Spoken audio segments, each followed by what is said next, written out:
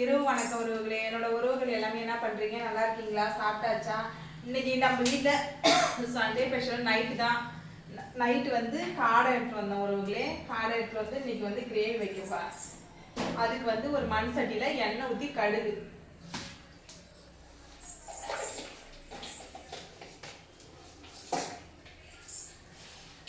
காலையே நான் சொன்னேன்ல சோறு சாம்பார் தான் நம்ம வீட்டில்னு சொல்லிட்டு, சோறு சாம்பார் முட்டை தொட்டுக்கு செஞ்சேன்.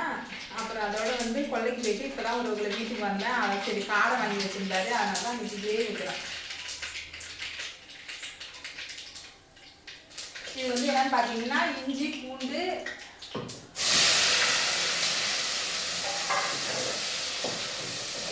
பூண்டு வெங்காயம் பேஸ்ட் மாதிரி அரைச்சி வச்சுருக்கேன். அரைச்சி இது கூட சேர்த்துருக்கேன்.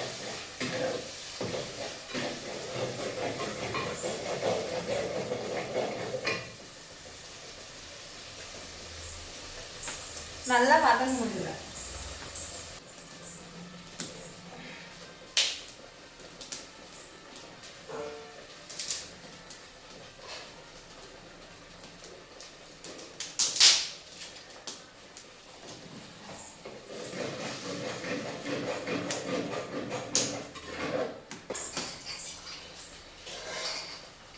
அது நல்லா வதங்கிட்டு இருக்கட்டும் உறவுகளே. நம்ம அதுக்குள்ள வந்து இந்த தக்காளியை வந்து நம்ம சுத்தமாக நல்லா மதிச்சு வச்சுக்கலாம் கையாலே.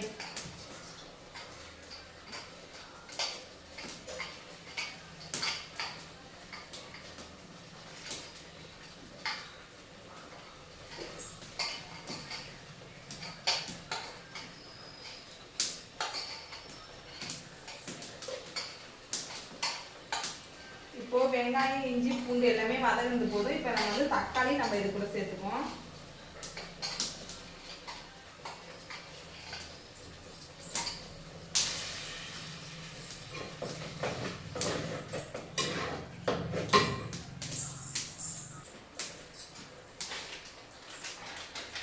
கொஞ்சமா மஞ்சள் தூள்,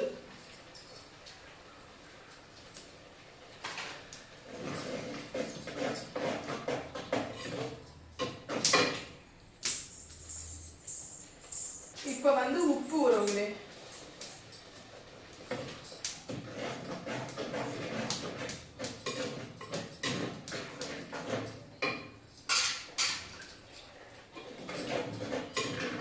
இப்போ வந்து நல்லா வதங்கணும்.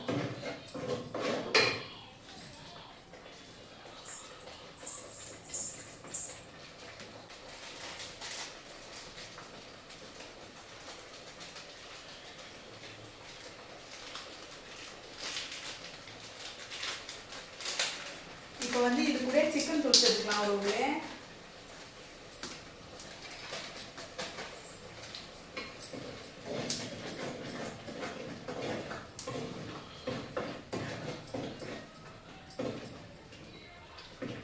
இங்க பாருங்க, பேஸ்ட் பதமா இருக்கு பாருங்க. இந்த மாதிரி தான் இருக்கணும்.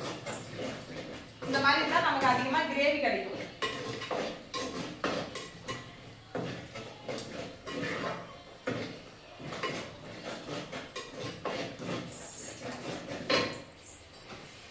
அடுத்தது வந்து நம்ம தேவையான அளவு மிளகாய் தூள் சேர்த்துக்கலாம்.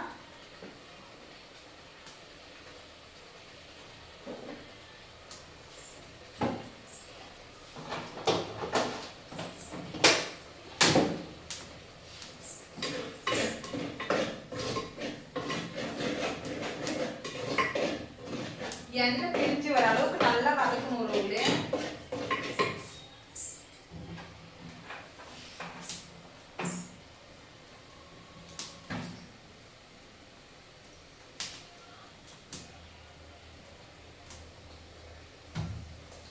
எண்ணெய் கொஞ்சம் ஊற்றுறது பத்தாத மாதிரி இருக்கு, அதனால கொஞ்சமா எண்ணெய் சேர்த்துக்கணும். எண்ணெய் கேனே தீர்ந்து போச்சு உறவுகளே. ஒரு மாசம் தான் ஆகுது வாங்கிட்டு வந்து, தீர்ந்து போச்சு.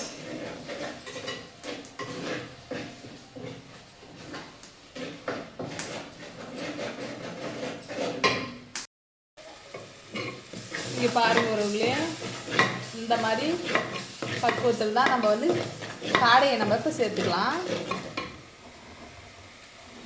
காடை வந்து கழுவி அலசி இதோ இருக்கு பாருங்க உறவுகளே. இப்போ வந்து காடையை நம்ம இதுக்குள்ள சேர்த்துக்கோம்.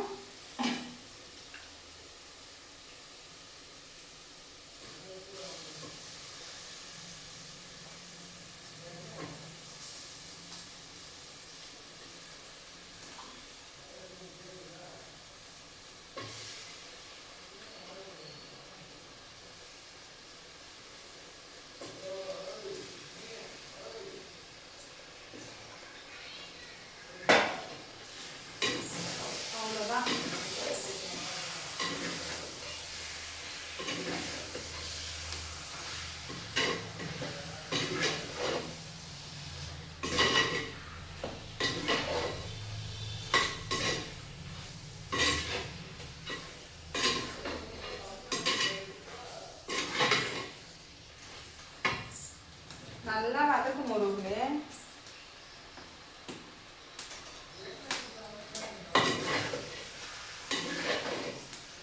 நல்லா வதங்கின பிறகு நம்ம தண்ணி சேர்த்துக்குவோம்.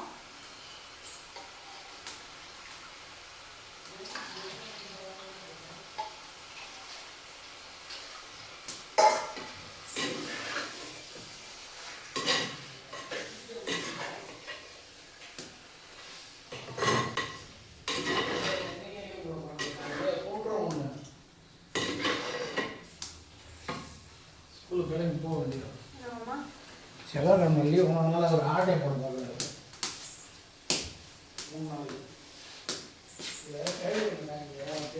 அங்க இருக்கு வாசப்படிக்கு ரெடி பண்ணி போட்டு.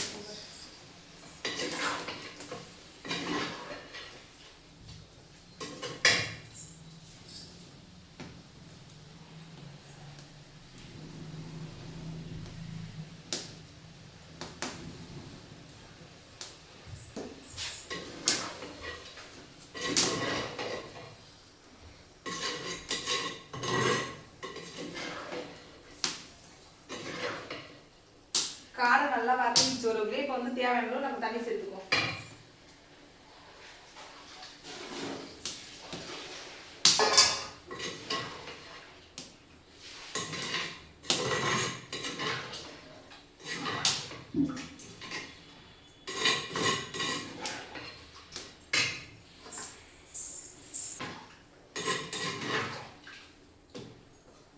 இப்போ வந்து போதும் தண்ணி தேவையான அளவு வச்சது. இப்போ உப்பு காரெல்லாம் கரெக்டாக இருக்கான்னு பார்த்துக்குவோம்.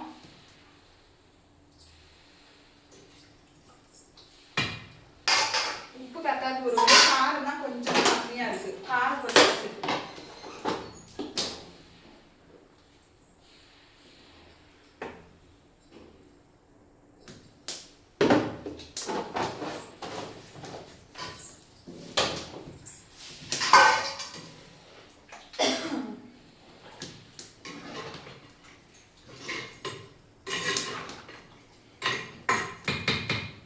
இப்போ எல்லாம் கட்டாசி வச்சு இப்போ ஒரு தட்டு போட்டு இதை மூடிக்கும்.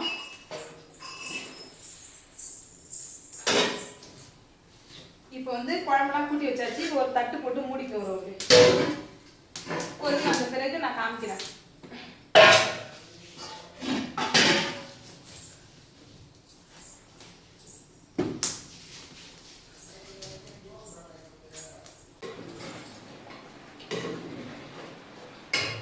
குழம்பு நல்லா கொதிச்சிச்சு உறவுகளே.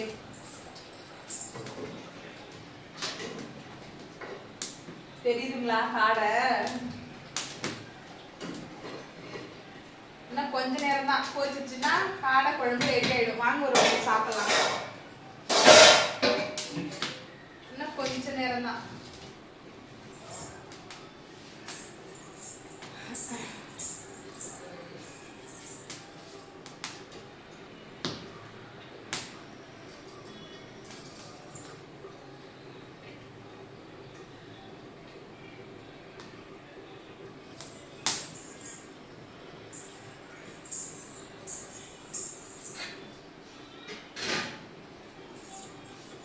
என்னோட உறவுகள் வீட்டிலலாம் என்ன சாப்பாடு இன்னைக்கு சண்டே ஸ்பெஷல் என்னன்னு மறக்காம சொல்லுங்க உறவுகளே. காலையில நான் வந்து இப்போ காடை எடுப்பேன்னு நான் இதுவே பார்க்கல. சரி காடை எடுக்கிறதுல பிரச்சனை இல்லை, சரி ஒரு வீடியோ போட்டுருவோம் அப்படின்னு சொல்லிட்டு தான் இன்னைக்கு நான் காடை குழம்பு நான் இப்படி தான் வைப்பேன்.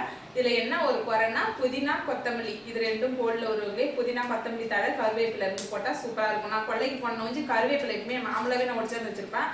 ஆனால் இப்போ இன்னைக்கு இன்னும் எடுத்துகிட்டு வரல. மழை வர ஒருவர்களே, எப்போ பாரு மழை பெஞ்சிக்கிட்டே இருக்கு.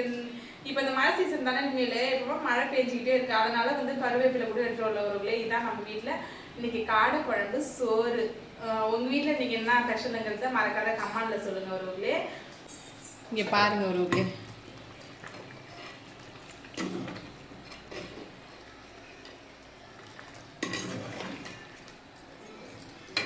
இதான் காடை கிரேவி ரெடி ஆயிடுச்சு. வாங்க ஒருவர்களே சாப்பிட்லாம். உங்ககிட்ட வந்து காடை குழம்பு காமிக்கவே இல்லைன்னு காமிச்சிட்டேன் ஒருவர்களே. இப்போ எனக்கு மனசு திருப்தி. ஆனால் வாங்க சாப்பிட்லாம். Okay bye.